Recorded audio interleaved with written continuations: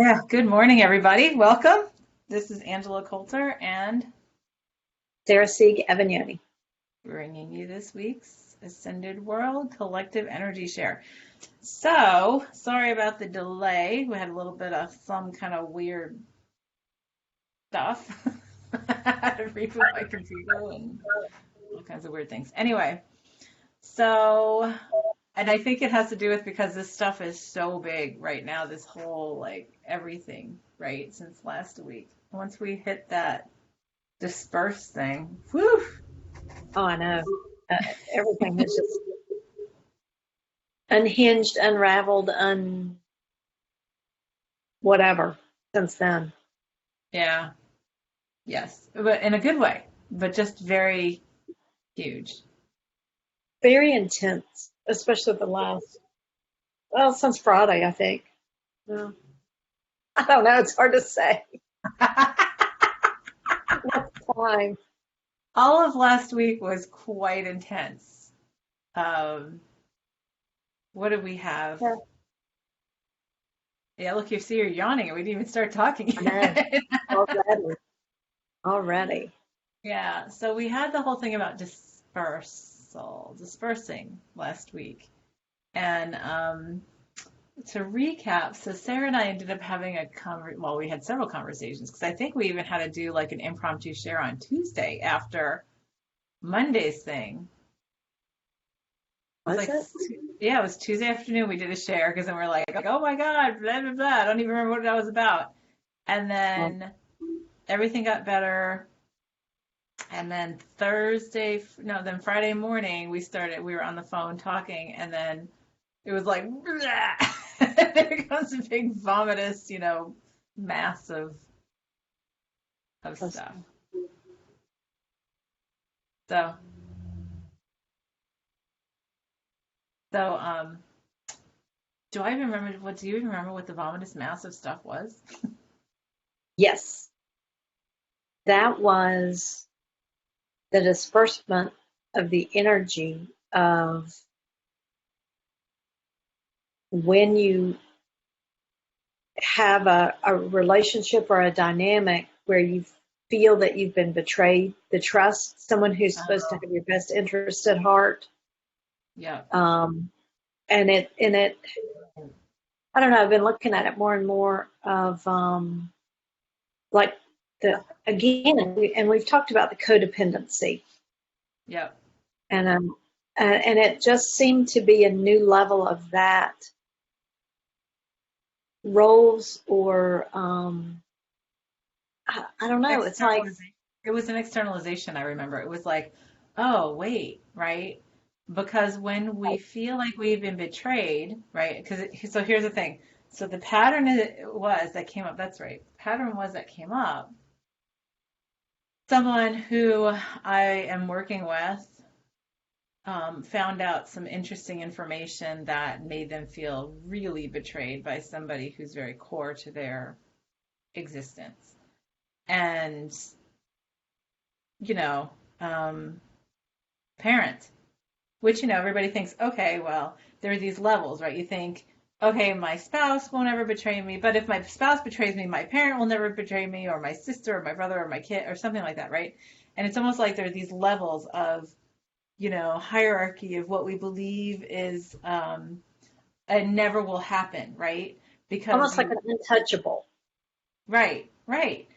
And so when I witnessed that, and it was something I had suspected, and then when it just came up and I witnessed it, oh my God, it felt awful because I just could feel that whatever the crumb in the fold that came up, um, that was quite it felt gross. Yeah. And then you and I started talking about that.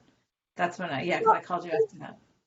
Yeah, and then I went on to look at it further yesterday from a whole different perspective, which really just felt worse than what I felt on Friday talking to you about this was I had a swallow that fell out of, or I don't know, pushed, jumped, fell out of its nest, whatever. We put it back, fell out again, put it back, fell out again. So I finally put it in a separate nest that was, within close proximity to it, but it was an empty nest. And I thought, well, it was too crowded, whatever. So it was being fed, but then we noticed that it wasn't being fed as regularly, and she was wasting a lot of energy begging to be fed. Well, she died yesterday. And I was like, oh, it's my fault. I should have put her in the other nest. And, and I wanted to be responsible for that. Mm-hmm. And it was one of those things where I realized that it gave me purpose, or it helped define me, or for whatever reason, but it was like that I was interested in that dependency, whether it gave me value and now we have, a neighbor gave us a pile of cuttings from his pasture that's in the driveway waiting for us to put it around plants and stuff. Well, now we have baby bunnies in it. And it's like one died because it's so hot on the pavement. Right. And so then there's the other one, and she, the sprinkler hits it and she goes nuts and her eyes aren't open yet. And it's like, oh my God, I'm done with this responsibility. Yeah, and it's all animals with you. God, you would just have one animal thing after another. I Right? know, and I'm just exhausted by it. Because we believe them to be so innocent, right? Yeah. And I had to look at it from the perspective of, I'm creating these messages for me to get me to a place where I don't create them for myself. Right. That it's no longer necessary.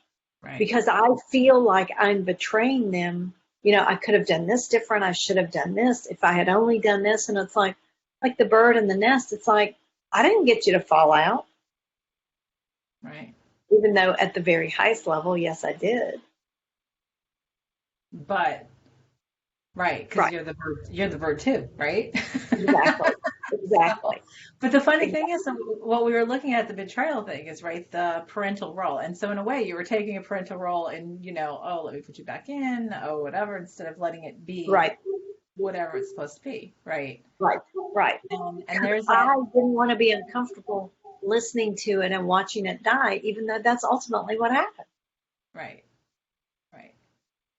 And so, yeah, and that's funny because I was like, well, Sarah doesn't really have anything going on with the parenting thing, and the parental thing has seemed to have been this cycle, but that is a parental kind of, right, because we put that as an untouchable, right? We put that as an untouchable role. Well, so let me talk about though what we had looked at with that, because ultimately what happens is we have the untouchable roles. We think somebody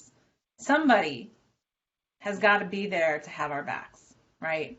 Whether it's a parent, but the way that we look at it energetically is it's an externalization, right? Because what happens is it means I don't believe that I can support myself. I don't believe that I am the universe and the universe supports me because I am the universe, right? It still there's still a belief of exclusion to say, so, because no matter what happens, this person, this individual will be there for me, right? Right. And so therefore, I don't have to do it for myself. Right. Ultimately. So for some reason, and we think about that because you think about like what you see in the news, right? You see things of like people like abusing their kids, right? Killing their kids, or selling them.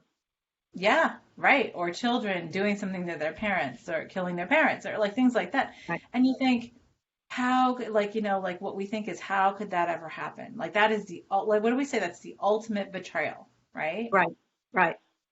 And what is betrayal is like, okay, except it's putting a whole lot of weight on a certain role that we have or that somebody else has in our lives and putting it on them instead of it being our own to say, no, for me to know that I'm valuable is for you to have to be there for me no matter what. instead of me being there for me no matter what and not needing you because I'm already divine and whole and you're me anyway, right? So then it sort of shifts that whole energy. That's what we were talking about Friday. And we're at this collective place of that, right? Where we keep on looking to things that were untouchable, right? Right. Right. The government, right? We think the government has our backs. No, they don't. We think, politicians have our backs. They don't.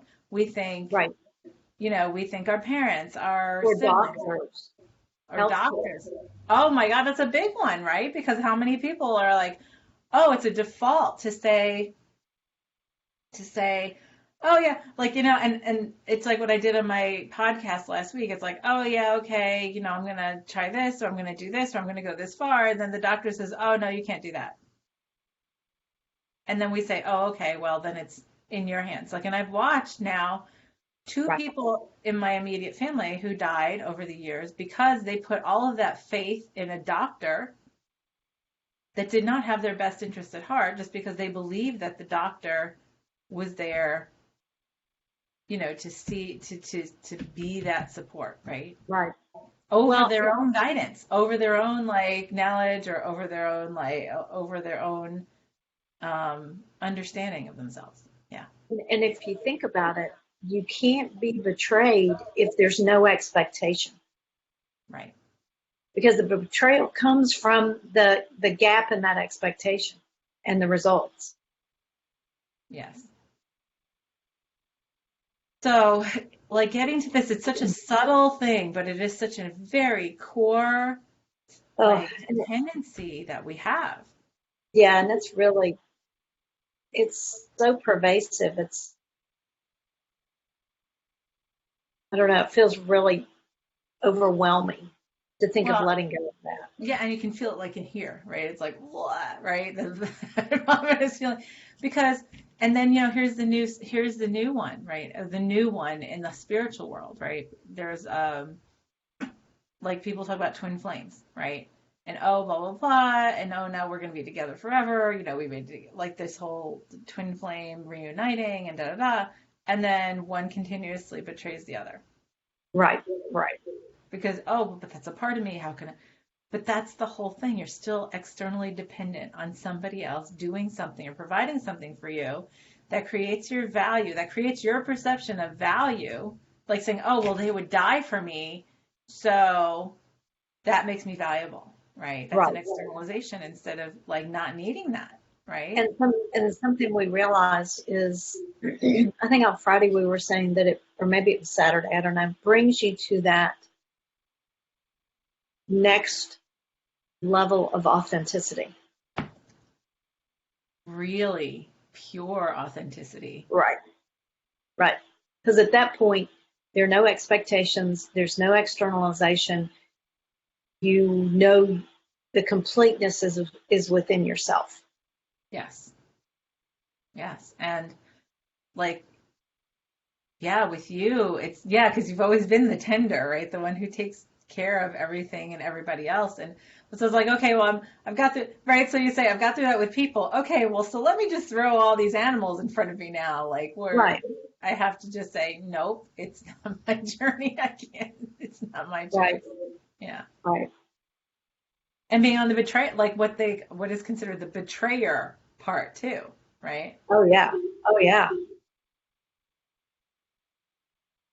Yeah. Yeah, and I'm not real comfortable with that role. Well, because we judge it. Absolutely. Because then who would I be?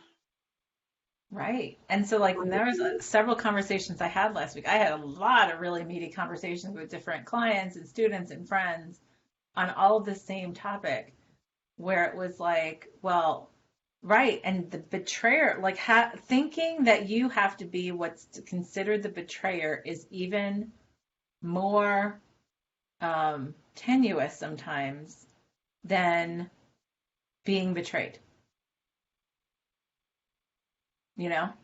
Yeah, Laurel has a comment. Fascinating discussion the day before I was given up for adoption, and I definitely still have an opinion on that. No external validation, even from the beginning.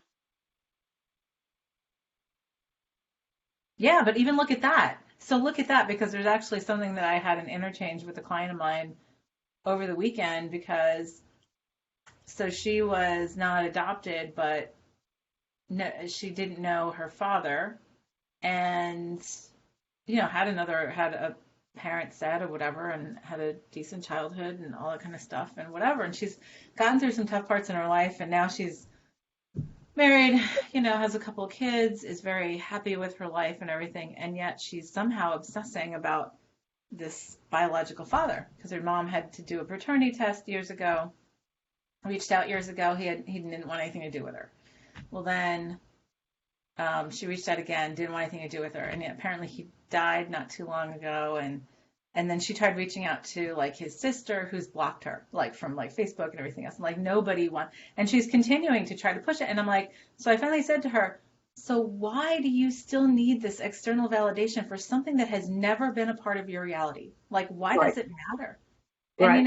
and I know a lot of people say, oh, it's to like it's part of who I am or what. It's not, though, because it's not a part of your reality.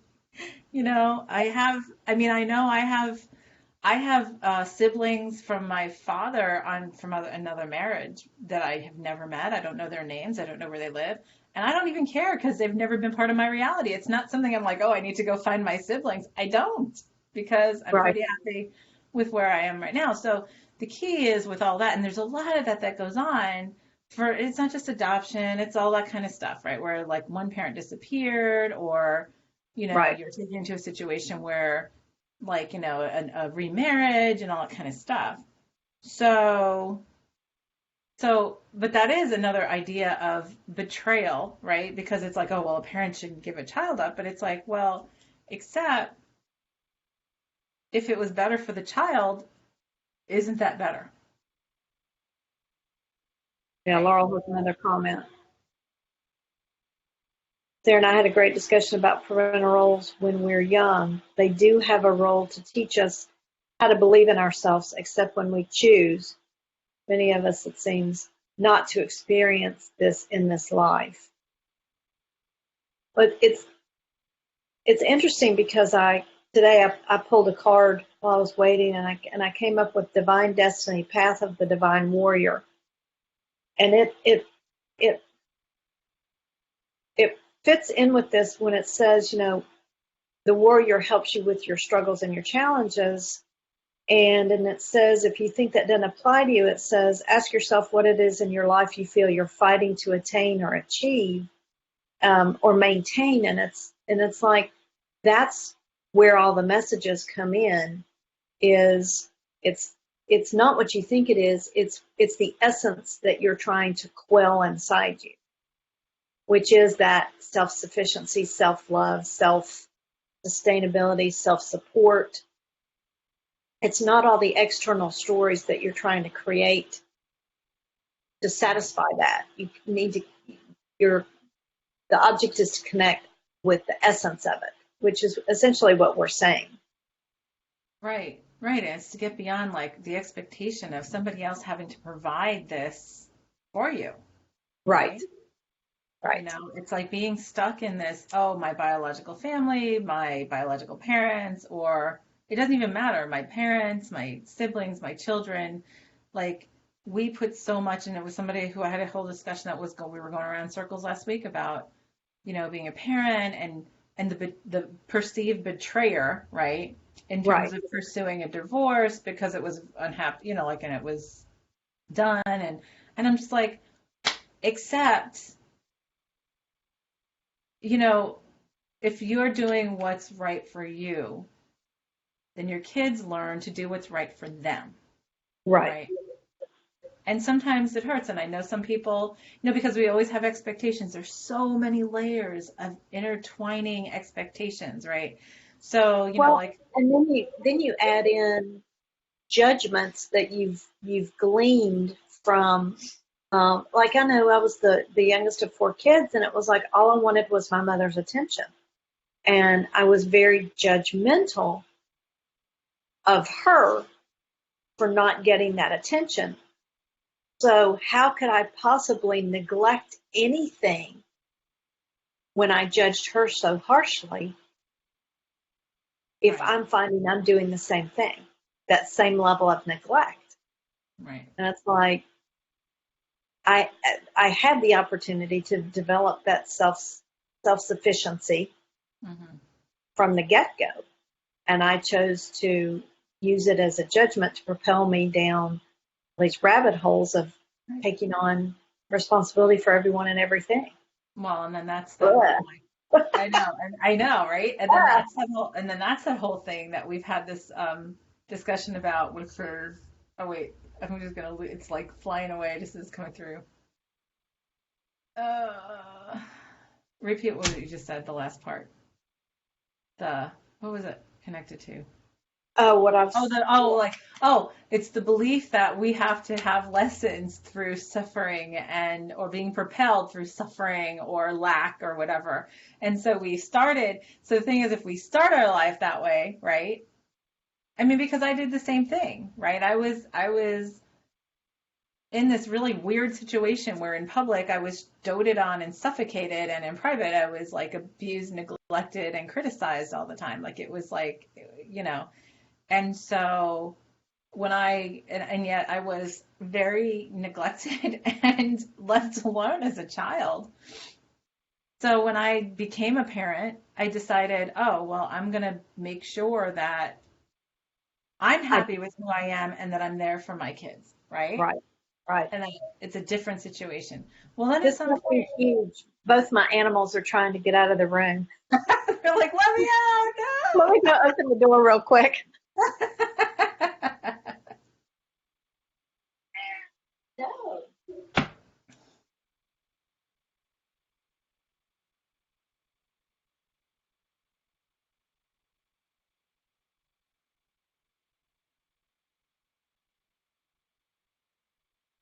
I left it So, cracked so they could come and go if they decided they wanted to come back.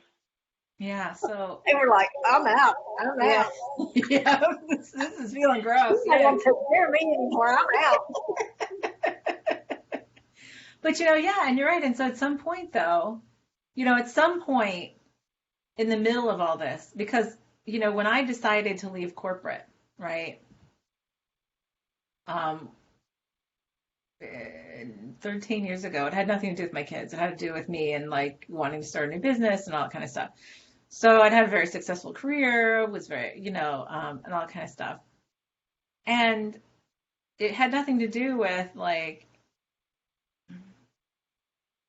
I remember thinking, and this is what I said to my daughter, because I remember at that time one morning, it was like a Saturday morning, she climbed into bed. She's like, "So you've been doing what you're doing for a long time. Why are you changing it now?" I think she was 10 or 9 at the time. And I said, "Well, because we live long enough now in our lives that we can have a couple of careers and say, okay, it's time for me to do something else. And this is what really makes my heart tick and makes me want to go and go and go and be happy doing it. And that's what's really important to me." And that's when I realized I had changed my whole like motivation for what I did. Because before it was, I've got to do this so my kids have a good house over their head and clothes on their back and food on the table and everything else. And it was like, up until that point, I had been, okay, I'm going to have the career and the house with the white picket fence and the dogs and the 2.5 kids and the blah, blah, blah, that kind of stuff. Right. And so I had that. I had done that because I had believed that that's what I had to create because I didn't have that as a child, right? And that Right. was that motivation. And then I got to this point of saying, wait a second, no, this isn't good either, right? This isn't right either. Like, yeah, okay, I got that. And now I've got to change my entire life. And I'll tell you what, we cut my household income by 2/3 when I did that. Like, so we really had a big change of like lifestyle and everything else. And yeah, did I feel guilty for a little while, like thinking I had betrayed my kids? A little bit. Right. Right. But at the same time, because, they didn't have as much, like, we weren't able to go on the family vacations that we did for a while and things like that while things were reorganizing themselves. And we had a lot of different kinds of things. But coming through that now, 13 years later, with my kids as young adults, my kids are motivated to find what makes them tick, right? They're motivated to find what they love to do, and it's all because they watch me do it. Right. right? Right. And so and to me, I'm like, okay, even though I had at that point not the consciousness to understand what I was doing, I had the selfishness to say, for me to be happy in my family is like I need to be happy with me and what I'm doing, right? Right. And I Right. wasn't. And so like I just that's what was motivating to me. And now I look back and think, okay, well that was great because I taught my kids to learn how to do that themselves, right? Right. So, but we go through these things like of saying, oh, I'm the betrayer, right? I'm the betrayer. Like I Right. had to let that bird fall out of the nest to die. Maybe the mother won't do it another time the next time she has, Right. a Right. nest of babies. Like, you don't know what lessons we've agreed to give, right? Even though it looks like we're the one betraying somebody else, right? Right. So like my situation that, well, when this came up with the client on Friday, and I just wanted to puke all over the place when it came up about the parent betraying, like really, really betraying them. I literally had to step back in the session, like, and really observe because I was like, oh, okay, got to put that on the shelf, right? Right. But then what I came back to my client right away with was, so this gives you the opportunity to stand on your own 2 feet and do this yourself. Right. Right. Because that's what ultimately it did for me because I had felt that way for both of my parents when I was way younger for different reasons. Right.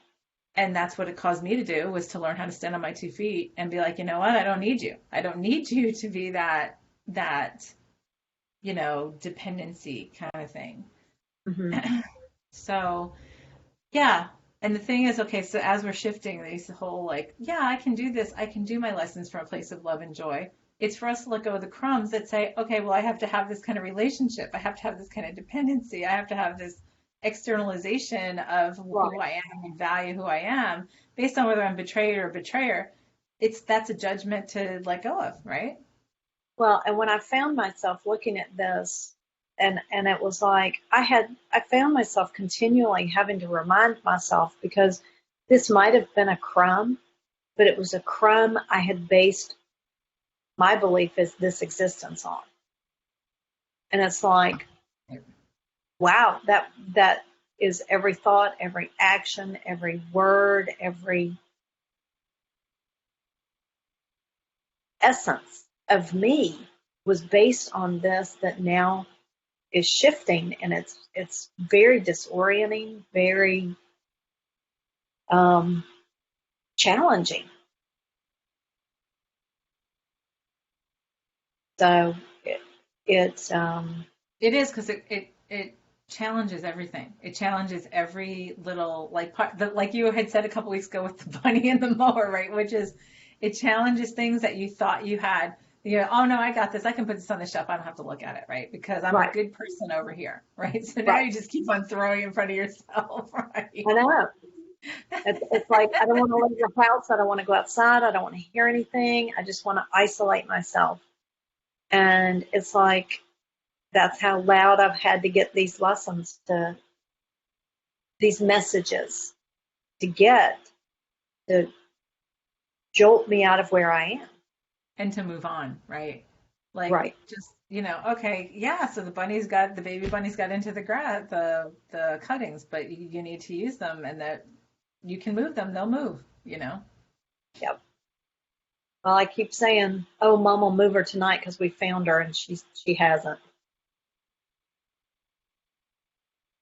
And it's not like we don't have an overpreponderance of bunnies in the world Well, and, either. and what was really bad is Frank went and sat in the driveway and cupped his hand and set it down, and she crawled right in it. And it's like, oh God. And at that point, I wanted to go, okay, it's on you then, and run. Like tag, you're it. Oh, right. Oh, hey, Anne. Welcome back. Sorry, we had a little weird thing in the beginning. Yeah, so this is a really big, it's so big. And I'll tell you what, once we hit on it though, all weekend for me, it was just like, okay, disperse. I see it, disperse it. And it changed my energy in ways I had no idea I was still holding on to. Right. Um, like conversations just changed. like just the energy of interchanges of these core conversations with different people in my family and whatever was just like, yeah, I just didn't, it was weird. And to observe it was even funnier to be like, wow, look at that. Like, wow, how did I have that interdependency in there? Didn't even notice that before. How did I have that in there before, you know? And I was like, oh, wow. And then that irritates other people, by the way, when you stop reacting the same way, right? Stop Right. feeding into that same kind of interdependency. And you're like, yeah, or codependency, really more so, right? And then it's like, Right. because it's like, oh, well, one depends on the other for this. Yeah, it's just, it's sticky. So, and then it was funny because I literally got to a point where it really got soupy and it was just, I just have had multiple meditations per day over the whole weekend. Like, okay, gonna do this again. Gonna do this for a little while again. Gonna go sit Right. there again. And I was doing what I did yesterday morning when we had taken our cats out into the yard. Um, I was standing there with Obi underneath my favorite maple tree, and then I just got this really beautiful picture of allowing it to come out, like all those anything like that, any of the energies like that, any of the situations or crumbs to just come out, right? And I saw them just float out in front of me, and they sort of made this ball of made me think of like a dandelion ball of seeds, right? And it was Right. this big sparkly ball. And then I just sort of I put my hands up like this and I went and it just dispersed. It was really First. beautiful. What a great visual. Oh, it was gorgeous and it felt so nice and it was so simple because I was standing there, you know, Obi's laying under the tree, you know, I'm like I've got, you know, his leash on around my wrist and whenever he does that, I just take my shoes off and stand next to the tree and we connect in and whatever. And it was like that's what the tree showed me to do. Just breathe it out and let it disperse. And it was like so beautiful. Well, and that's so much easier to aligning with that dispersal than to sit there and have to obsess over each little facet of it and then problem solve and dissect and everything else. It's like, no, allow it to disperse. And my thought is maybe then all of these things will stop showing up in my life. Just keep blowing away. I'm all about that. Well, and you know, it's really interesting. The other thing that's another layer, right? And we've talked about this before too, but I see that coming up as well as like there's also these crumbs of belief that we can't just be happy with right now. Yeah. Like, you know, we'll come back to that of so now what do I do with myself? Right? Because this isn't taking up my energy. What do I do with myself? Well, and that connects back into me watching Groundhog Day last week, that movie, Yeah. Yep. where he was stuck where he was until he decided that no matter what, he had gotten to a place of being unconditionally happy, no matter what happened. In every moment. And Yep. right, Without expectation, right? yeah. And I was like, I haven't watched that movie since it first came out. I would see it on and know what it was and be like, yeah, no. And it just keeps coming back and coming back. The things that I saw and the cycling that he went through, and I was just like, wow. I love that movie, and I have seen it many, many times, and I still love that movie because of that. Yeah. Because he just, at some point, he just says, "Well, I'm going to make the most of this day because I'm just going to live it again tomorrow," right? So, Right. And when you think about him walking by the homeless guy, and in the beginning he's like, I don't have anything for you. And then at the end he's like, here, take everything I have because I know tomorrow I'll have it again. yeah, Which, what a way to live. What a way to right. live. Well, and if you look at that as like, what if we looked at that as our lifetimes, right? We have these themes that happen in lifetimes. So instead of a day, it's a lifetime. What's the difference? There is none, really. Right. Right. Till we get to that place, and that's really, I think, our path of lessons that we've chosen for ourselves. That when we finally get to the place of just being in that presence and acceptance, to say, "Yep, I'm going to go all out.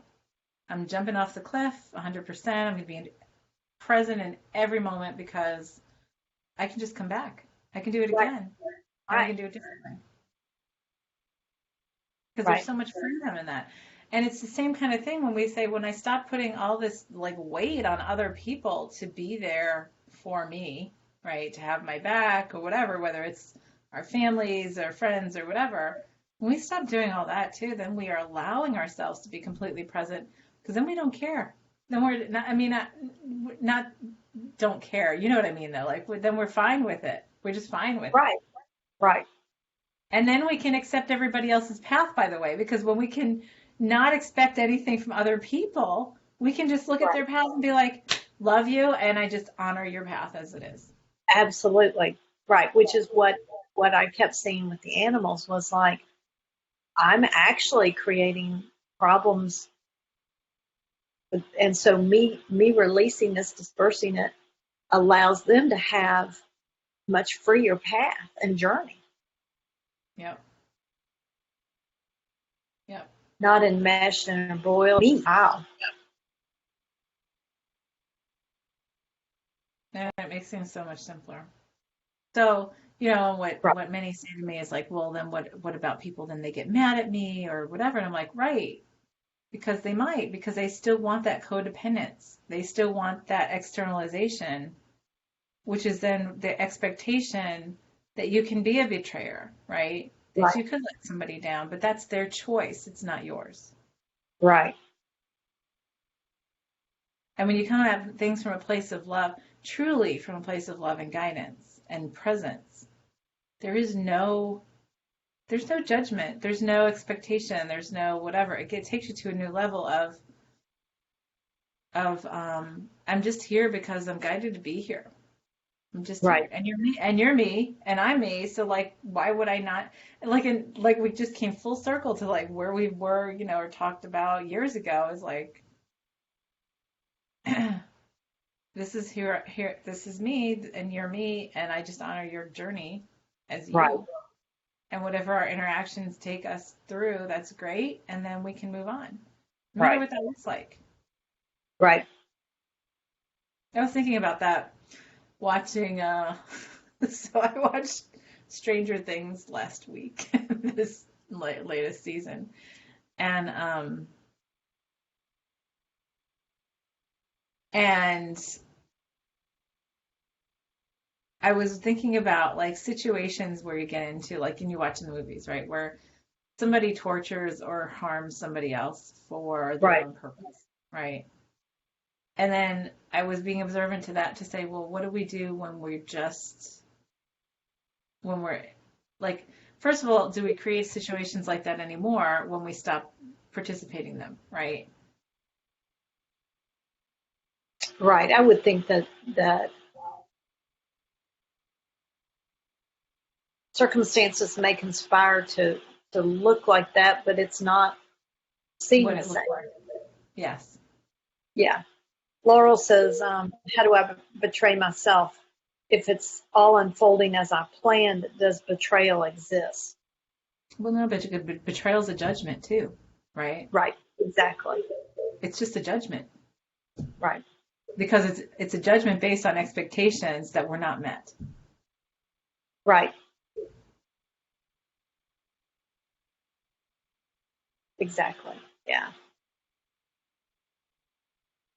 So, I mean, and think about it this way: if two people look at a situation, right, and just sort of filter it through their own experience, and one has betrayal as a filter, and the other just sees the bigger picture, right? Um, then they're both going to see the same situation differently and be like, well, okay, well, that person had the opportunity to do this, right? Like somebody might say, well, okay, well, this person has the opportunity to do this, and the other person might say, oh my God, well, look, they have to do this now because they were betrayed by the other person, but that's all just judgment, right? Right. Yeah. And Laurel says that was her point. Yeah. Yeah. So, but we still then go ahead and we are still. This is the thing, and again, it's getting beyond the speaking it, and it's the walking it, right? It's the saying, truly. Can you go to your child and just be like, yeah, you know what? Not me today. Not me right now, right? Or your Yeah. parent or your spouse. Right. Can you do that without any roles, without any expectation? And because then we have, the circles that we got into and conversations that I got into at conversations last week was, well, they didn't sign up for this. I'm like, but they did. They did, exactly. Yeah. Well, and it's like I know that I used to get really debilitating migraines to where I would literally have to just go to bed. And it would be one of those things where it was like my roles became so overwhelming that I had to just step away from them. I had to physically force myself to step away from them to not have any of those responsibilities. So Mm-hmm. no spouse, no daughter, no mother, and I just had to be with myself. And it's like I've gotten to a place where I don't have that anymore. Um, but I also find when I let myself relax and let go of a lot of the responsibilities that I carry, I find that I'll wake up in the middle of the night and go, "Oh my gosh, did I do this and this and that?" And it's like, so it's that over responsibility tries Yeah. to come back in when I try to totally let go. Yeah. Because that's where the doing then comes from the ego, right? The doing comes to make Yeah, the being, right? and it's very self-imposed by me beating myself up for like if I left food out on the counter all night. Oh, look at that, you wasted that kind of thing. And it's like, but why was I the only one responsible for putting it away? I'm not the Right. only one here. Right. And you go into these cycles of, I can't even talk about how many people I've worked with who, have a shift in themselves, right? And then shift into a place where they're more authentic or like standing in their Right, own truth and all that kind of stuff, which then shakes up a relationship, right? A spousal relationship or parental relationship, whatever, because they change, right, so to speak, when they're really just being more of themselves, right. right? And And then, you can't do the same dance yeah, once and that so happens. it does irritate. Yeah, and I tell people all the time, yeah, it can irritate the other people in your life for a while because they don't know what hit them because now they think you're different, even though they don't realize you've never really been being yourself, Right, right? right. And And I so, and those are the relationships that can change and flow and shift through those things are you know really powerful. right, well, because then you can say, okay, well, if we did look at these things from a true sense of self, right? Like, then what does that look like? How do we then connect? Can we connect differently? Right, And I have seen relationships that have shifted that way. I mean, my own relationship with my husband shifted that way. But I've seen many who, when they've done that and committed to that authenticity, there have been many times where the other person in the relationship has shifted to then pursue their authenticity more right, after, even though they might be a little disgruntled at first, or it might feel a little like choppy at first or whatever. But then what happens is then you become the example, right? right, And right. It that's exactly what we went through, and I felt a level of betrayal, and but it was the greatest gift I could have had of, okay, you're showing me the example of how to live my passion, and I have to get over feeling left or betrayed because now you're pursuing your passion. That's no, it's just an example of how I can pursue my passion. right, because you finally shed all the other roles that you thought were what you had to Well, do. Yeah. not quite totally, I'm finding. Well, there are still the animals. I wasn't even referring to that, but you're right. Yeah.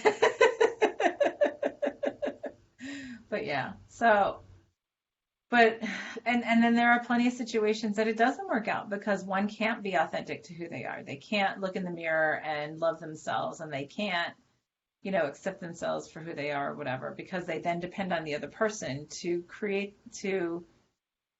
the vision of themselves that they want to see, right? Oh, And when they yeah. have And when the other person stops doing that, well, then that becomes really bumpy because then it's like, well, but I need you to show me like what a great person I am because I don't believe it myself, right? Right. Or I need you to show me how bad a person I am so that I will continually be reminded of what I need to do Right. or what I need to be, regardless of what you say. Wow, that's pretty powerful. Yeah. So there's a lot of these hidden, I mean, think about this one topic that we're talking about. It has all these different layers and Oh, it's areas huge. of realization of those codependencies in what we externalize in our interrelations with others. So, for us to finally, it was, and like I said, the thing Friday was great because I was like, oh my God, why does this feel so crappy to me? Like I thought I had let go of all this, but nope, that just brought it right back up. Oh, My yeah. experience Yeah. as in my earlier years. And even though I was observant to it, it still sat there. And I remember even, like I said, even saying to the person, well, this gives you the opportunity to do this yourself and not have to do it through the filter of this parent anymore. Right. And, Right. Right. and then like after, even though it felt crappy afterward, then I had to sort of look at it. And then I was like, okay, no, it's time to disperse that externalization. It's not my it's not my MO anymore. Like I don't need you to Right. tell me who I am. I It's, don't need you to be there for it's me, not for me part to of know. it's not part of my being. Yeah, and I guess because I've had a series of situations that have come up now, like as this has all been evolving, where the universe just takes care of me. Like it's just taken care of. Like in this instantaneous fashion of whatever is that I choose to create, it's there because I truly know that the universe and the multiverse is me, right? And that everything else is me. And so I don't need to put myself in lack to be assured that I'm not in lack anymore.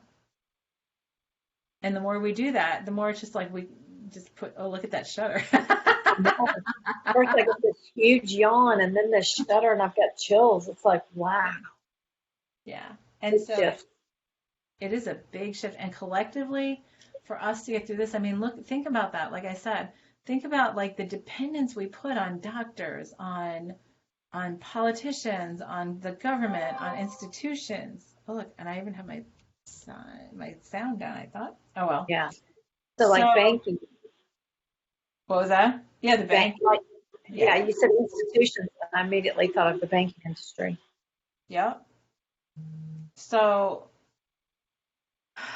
so it's time for us to just let those disperse and take our power back. That's another level of taking our power back. It's acknowledging within ourselves Right. that, you know what? This is all amazingly perfect. Right.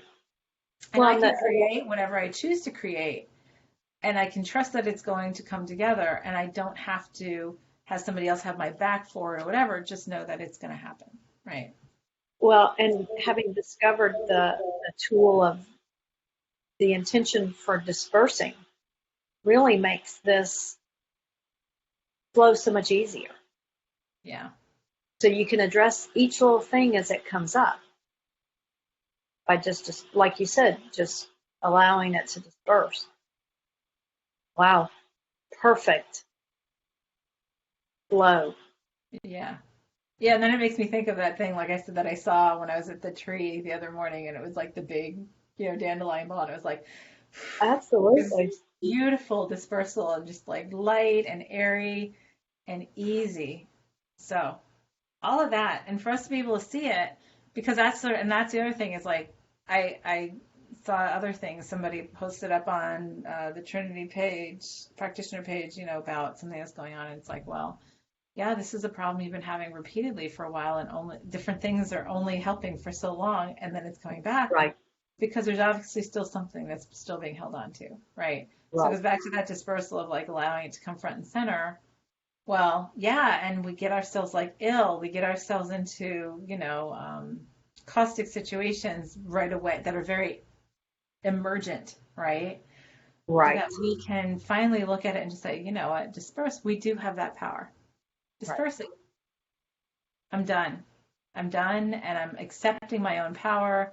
I am not going to feel badly about somebody else, about a situation, about all that kind of stuff. It's just simply allowing and letting it go and Right. dispersing it into the whole to say, yeah, lesson done. And I don't need that Right. anymore from you or from somebody, for anybody, right?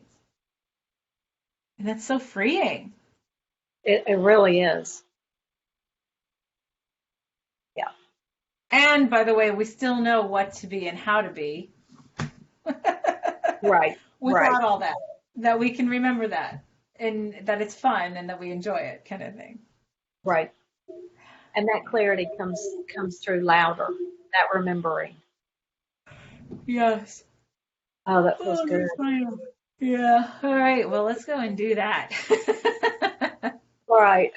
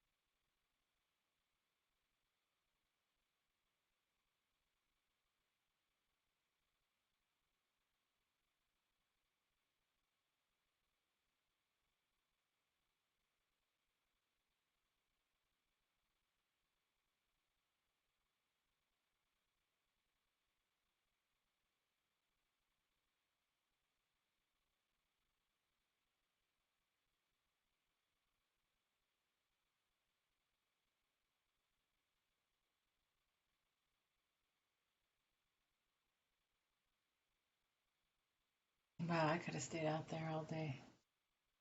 Oh, I had to get up. Things started flowing. Wow, I'm actually a little lightheaded. Yeah, yeah, me too. It was like I watched some big woven thing just come completely unraveled in a really good way. It was like untying the knots. It was so nice.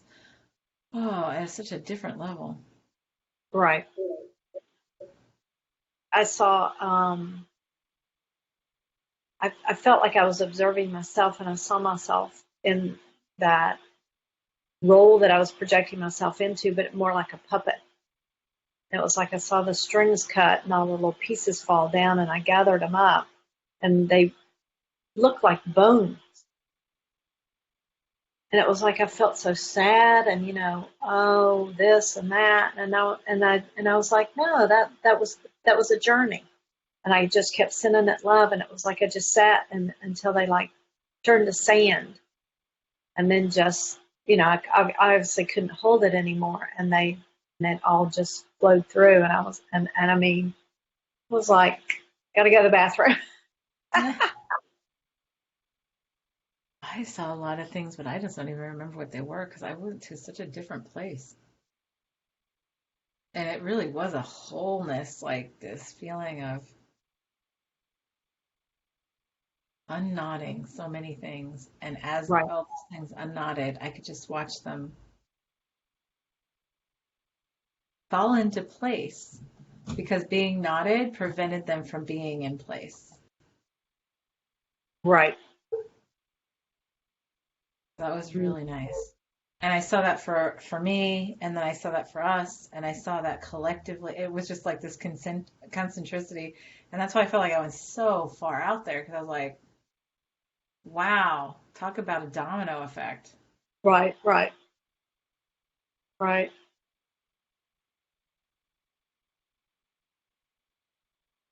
Well, That one definitely oh, needs attention. yeah, well, attention, and I'm sure, well, I think that sets us up for a fabulous week myself. Absolutely. Oh, that feels really, really good.